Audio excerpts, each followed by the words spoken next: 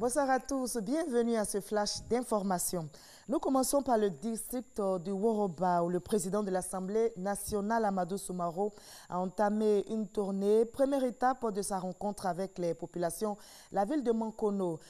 Tout le Béret s'y est retrouvé hier samedi autour du président de l'Assemblée nationale pour rendre hommage au président de la République, Alassane Ouattara, pour ses actions de développement dans la région. Nous y reviendrons dans l'édition de 20h.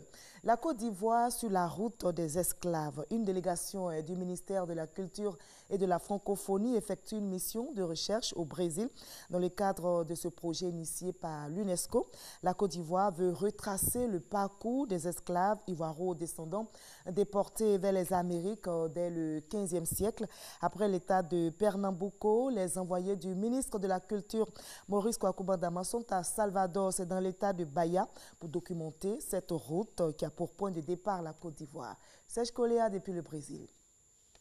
Sur les traces de la traite négrière et des Ivoiro-descendants au Brésil, les envoyés du ministre de la Culture et de la Francophonie, Maurice Kwakubandama, ont visité Pelourinho, dans le centre historique de Salvador de Bahia, première capitale coloniale du Brésil, entre le XVIe et le XVIIIe siècle. Pelourinho a abrité dès 1558 le premier grand marché d'esclaves sur le continent sud-américain. À Pelourinho se trouve la première église catholique construite par les esclaves pour les esclaves.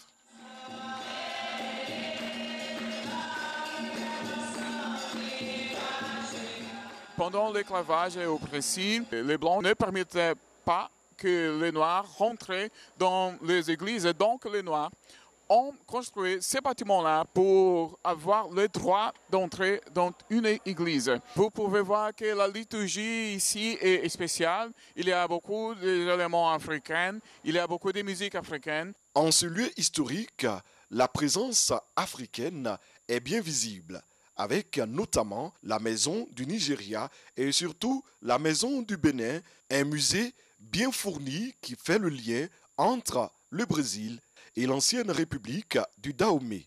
Toujours à Salvador, dans l'état de Bahia, les équipes de chercheurs se sont rendues au sous-sol de l'église du 3e ordre de Carmo.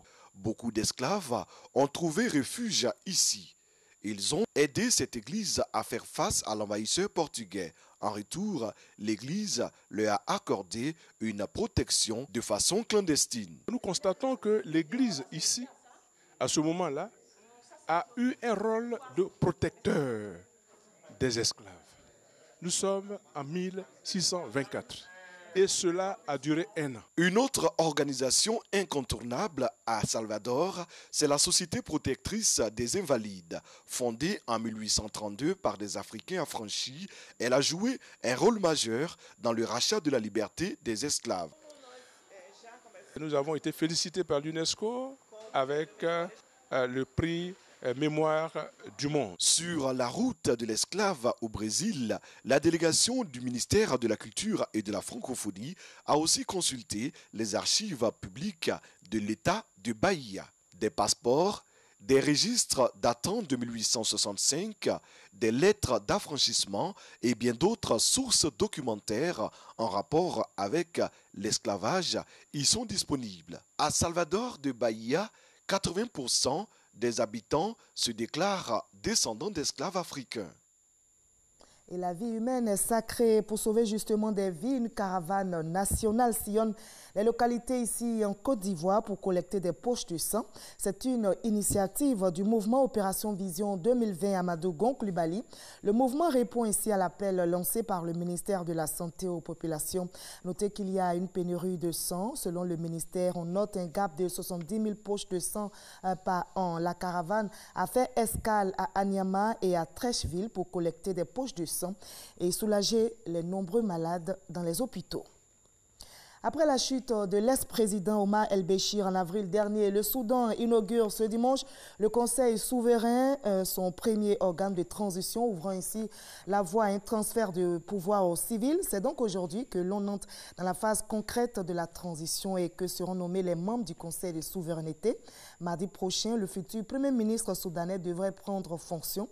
L'ancien vice-secrétaire de la Commission économique des Nations Unies pour l'Afrique a été choisi par les forces de la contestation pour occuper ce poste. En Inde, on en sait un peu plus sur la vague de répression de l'opposition menée au Cachemire. Plus de 4000 politiciens, universitaires et militants des droits de l'homme ont été arrêtés depuis 2 semaines de manière préventive.